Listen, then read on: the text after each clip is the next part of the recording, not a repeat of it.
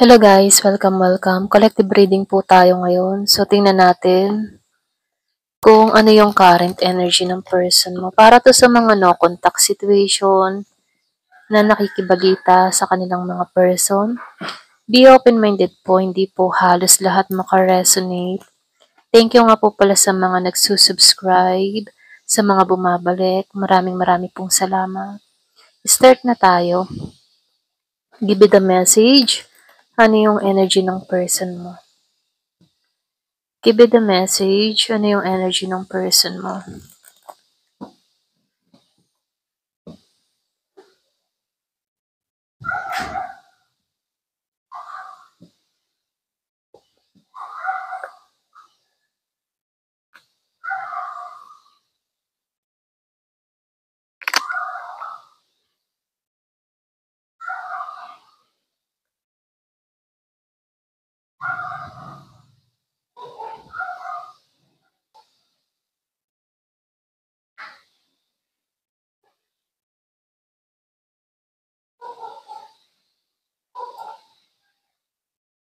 Meron akong nakitang Scorpio, Cancer, Pisces. Merong Aries, Leo, Sagittarius. Meron akong nakitang Virgo, Capricorn, Taurus. Meron ding Scorpio. Yung iba sa inyo, meron kang marireceive na mensahe mula sa isang tao. Biglaan to. Yung bang tipong hindi mo to inaasahan na kukontak tong tao na to. So, nakikitaan ko dito, no? Meron ditong biglaang tawag. Meron akong nakikitang ginising. Iba sa inyo, meron kang taong ginising. Bigla itong nagkaroon ng kaliwanagan, ano? So, nakikitaan ko dito, siya yung tipo ng tao na kuripot. Baga, mahilig itong mag-ipon. Yung bang tipo na kung nagsasama kayo nito before, ano, nahingi ka dito pero ang bukang bibig nito, walang pera. Kahit meron naman pera, okay? So, nakikitaan ko dito, medyo madamot tare. Mahalaga sa kanya ang pera. Ganun. Kumbaga, itong tao na to, bago ka bigyan, ang daming pilitan na nangyayari. So, meron akong nakikitang biglaan tawag mula sa taong ito. So, nakikita ko dito, maipon naman tong tao na to. Stable ang pera. Financial nito. Okay? Meron akong nakikitang calling. Bigla tong nagising. Bigla itong nagkaroon ng pangunawa sa sitwasyon nyo. Meron akong nakikitang Pisces. Meron ding Aries. Merong Leo. Meron din Sagittarius.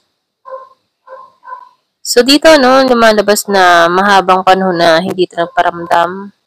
Yung iba sa inyo, 9 na buwan. 9 na buwan, wala kayong contact, merong blockage. So, biglaan lang ito magpaparamdam. Ito lang nakikita ko. At ipagtataka mo yun. Ano kayong problema ng tao nito? Himala, mga ganun, no? Dito, nakikitaan ko dito, very young energy pa rin tong tao na to, no? Andun pa rin yung kanyang emotions sa'yo. Okay? May mga lihim to na ginawa sa'yo. Okay? So, nakikitaan ko dito, distance. Meron distance sa inyong dalawa. Yung iba sa inyo nasa ibang bansa or pwede rin ikaw nasa ibang bansa ka. Meron nung nakikitang distance o pwede rin sabihin magkalayo kayo. Mayroon Luzon, Bisaya, Mindanao, malayo sa isa't isa.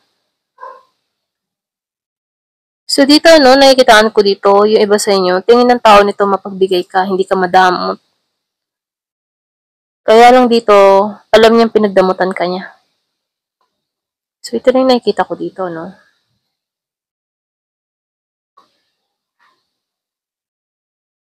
So alam niya talaga yung pinagdamutan niya, no? Kumbaga, itong tao nito, hindi siya sumuporta sa'yo. Yun yung naging reason or naging dahilan kung bakit nanlamig ka dito. Kasi itong tao nito, hindi mo makitaan ng suporta. Pero dito, Masaya tong tao na to sa'yo nung nagsasama pa kayo. Kaya lang, kuripot siya. Or pwede rin sabihin na kaya siya nagkukuripot, meron lang gusto siyang mapundar dito. Okay, kumbaga may limitasyon. Gusto niya kung bibigyan ka niya, yung talagang, yung perang ipagkakalob niya sa'yo ay may kahantungan, ganun. Hindi pang luho, kundi sa pangangailangan. Meron ako nakikitang Gemini, Aquarius, meron ding Libra. So dito, nakikitaan ko dito, ngayon tong tao na to, gusto ko niyang bigyan pero nag-aalinlangan to. Ganon. May pag-aalinlangan siya. Pero nakikitaan ko dito, no, yung iba sa inyo, meron kang ginagawa sa sarili mo, meron kang pinagkakaabalahan or pwede rin meron kang tinatrabaho dito. So, nakikitaan ko dito yung iba sa inyo, matagal kayong hiwalay. Yung sinabi ko kanina, 9 na buwan. Yung iba naman sa inyo, 4 na buwan. Yung iba naman sa inyo, 8 months na naghihilom sa nakaraan. Or patuloy na naghihilom, nagpo-focus na lang sa kanyang sarili, maging sa kanyang trabaho dito, no? So, nakikita ko dito, yung iba naman sa inyo stable kapag dating sa pera.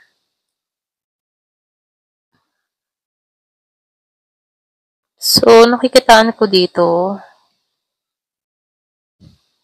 ayaw mo makipagkasundo sa tao na to.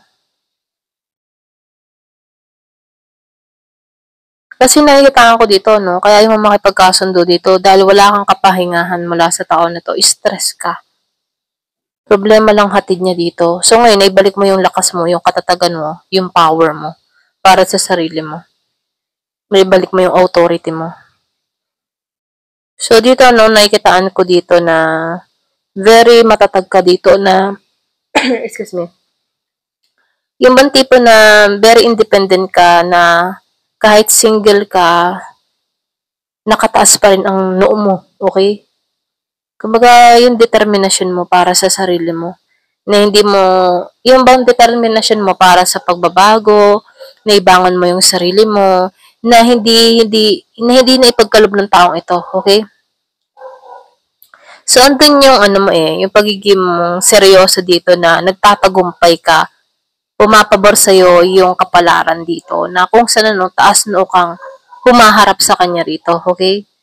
Mga, para bang energy mo ngayon pa. Ngayon pa, nakuha ko ng, ngayon pa stable ako, ngayon pa kaya ko na ang sarili ko, okay? Very ano ka ngayon dito independent, may nangyari sa'yo dito na biglang pagbabago, na stable yung kaperahan mo, nabuo mo muli yung sarili mo. Okay? Kaya dito, no, ayaw mong pumasok sa taong ito, ayaw mong makipagkasundo, dahil ayaw mong maulit yung nakaraan. Naibalik mo na yung katatagan mo, katapangan mo, at yung authority mo sa sarili mo, na kung saan ayaw mo nang ibalik ba, okay, yung nakaraan, na kung saan ngayon nakaka-recover ka na. Iba sa'yo, naka-recover ka na. Kaya dito, no, meron ako nakikitang mensahe. Yung iba sa inyo, meron tong mensahe pero hindi mo binabasa. Or pwede rin naka-stuck yung message dahil may blockage. Ganyan. Hindi mo nare-receive yung mensahe ng tao na to. Yung iba sa inyo, binalak mo to or pwede rin talagang iniiwasan mo lang to. Okay?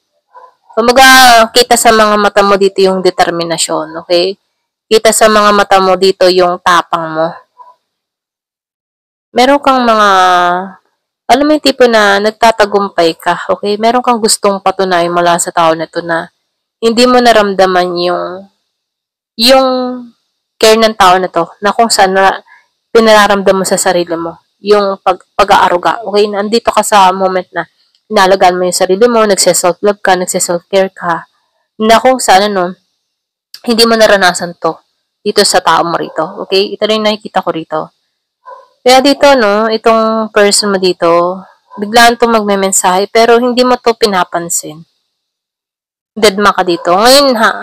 Ngayon, handa na siya sa yung relasyon,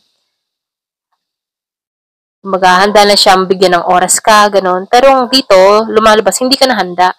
Yung bang tipo ng energy mo dito, dapat noon pa, ginawa mo yan. Okay? Pero ngayon, nakikitaan ko dito yung determination mo, yung pagiging matatag mo para sa sarili mo. Ganon. Okay? So, dito na magkaiba kayo ng energy. Dito lang nakikita ko. Nasa Emperor ka, samantalang siya nasa Page. Iba. Hindi kayo naka-align. So, nakikitaan ko dito, mas matured ka dito sa tao na to. Okay?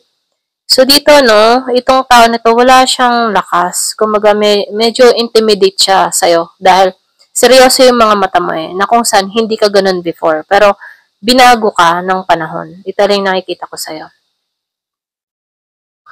So, dito, no, nakikitaan ko dito, merong nagmamanifest sa'yo, merong humihiling sa'yo. Kumbaga, hiniling ka ng tao na to, hinihiling niya yung kapatawaran mo.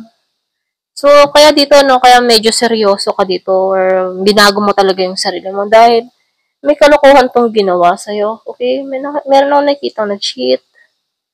Merong kang person na pinagtaksilan ka. Ayan. So, meron akong nakikita ang snake.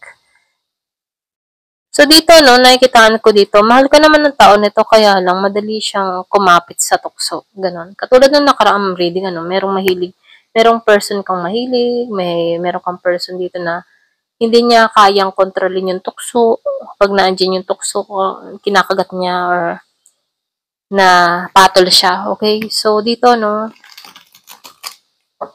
nananatili siya sa ganun. Kaya dito, humihiling to ng pagbabago, minamanifest ka nito, or yung iba naman sa inyo, pwedeng nilalab spell ka pa nga nito para ikaw yung kusang lumapit sa kanya dito. Okay, may involved na love spell, pero nakikitaan ko dito, hindi naman na-epekto sa'yo, pwedeng meron kang alam, meron kang lihim na karunungan kung paano to kontrolin or kontrahin, ano. Ito na yung nakikita ko dito. Ayan. So, tingnan natin, ano, nakatonto masyado sa'yo. Iba sa inyo, ha?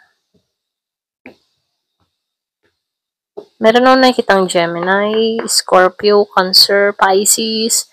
Halos lahat nandito na yung zodiac sa inyo. So, piliin nyo yung energy nyo dito, no? Kasi marami kayong nanonood. Ayan. So, tingnan natin dito, ano pa yung mensahe. So, commitment. So, nakikita ko dito, yung iba sa inyo, mas nakatuon ka sa trabaho mo. Contract, career, commitment. So, dun ka nakakommit sa trabaho mo, dun ka nakafocus. Kumbaga, gusto mong merong mapatunayan sa tao na to. Yung naramdaman mong sacrifice dito sa tao nito, dito ka kumuha ng tapang, lakas ng loob or determination, ano, na um, kaya mo mag-isa, ganun. So, dito, no, meron dito ang shadow side, moon, the dark night. So, nakikitaan ko dito, yung iba sa inyo, yung sinabi ko kanina, no, may spell, love spell. Madalas tong nakatingin or pwede rin meron nagmamanifest sa'yo, lalo-lalo na, no, kapag gabi, okay, or madaling araw, kanyan, 3:00 or 12:00, mga ganon. Kung ikaw yung tipo ng tao hindi makatulog, hindi mo maintindihan bakit bigla mo na lang itong naaalala, ano. So, meron ako nakikita ditong tao na may lihim or pwede rin iba sa inyo, na meron tong lihim na in-spell ka, love spell, ganyan, ano, na kung saan pwedeng hindi na natalab sa'yo or something na ganun, ano. Ito lang yung nakikita ko dito. O, di ba, umiwas? Meron akong nakikitang umiwas ka dito, iniwasan mo to.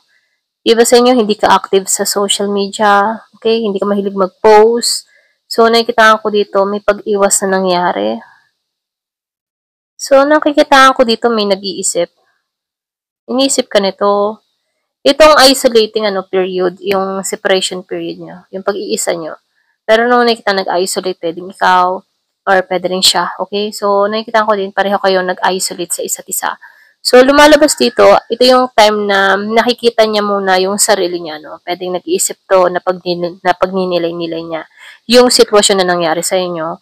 Kumbaga, dito pumapasok yung kanyang pangunawa sa sitwasyon or pwede rin sabihin, dito niya na pag-iisip-isip yung mga alaala ng nakaraan, okay? Kung ano ba yung tama o mali na nagawa niya, okay? So, nakikita ko dito, merong nag-iisip, iniisip ka, or iniisip niya kung paano ba, mga ganun. Kaya lang may ego to, ma-pride, may nananatili sa kanyang pride. So, meron ditong reflection, and projection. So, lumalabas dito, yung kanyang nagginawa sa'yo, nag-reflect lang din sa kanya. Kaya dito, nang naging resulta, siya lang din yung nasasaktan dito. Okay? Kaya dito, gustong bumalik kasi ramdam niya yung kawalan mo. Ramdam niya na unti-unti ka nang lumalayo. Na kung saan, yung isip niya before, hindi ka makakawala kasi merong spell or love spell, Pero dito, unti-unti kang lumalayo, kaya may pagtataka tong tao na to. Kaya dito, meron ditong reflection. Yung ginawa niya or love spell na ginawa sa'yo, yun din yung kanyang tinatamasa. Alam mo yun? So, nakikitaan ko dito, nag-reflect lang din sa kanya. Okay? So, nakikitaan ko dito, yung mirror, nag-crack. So, ibig sabihin, hindi siya tumalab sa'yo. Okay?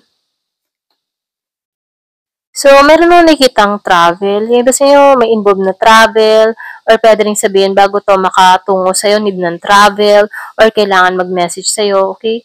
So, bago din ma-receive mo yung mensahe nito, kailangan kang online, So, nakikita ko dito, hindi kayo malapit sa isa't isa. Malayo kayo sa isa't isa. Need ng travel para tumungo sa'yo. Pwedeng tawid dagat, or pwede rin tawid himpapawid, So, ito lang yung nakikita ko dito,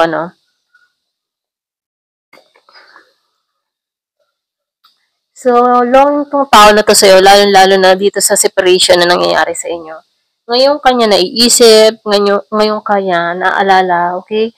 So, miss ka ng tao na to, okay? Doon niya na namimiss ikaw. Nagbabalik tanaw lahat ng mga alaala mo sa taong ito. Ito din nakikita ko. Ayan. Thank you for watching. Love and peace.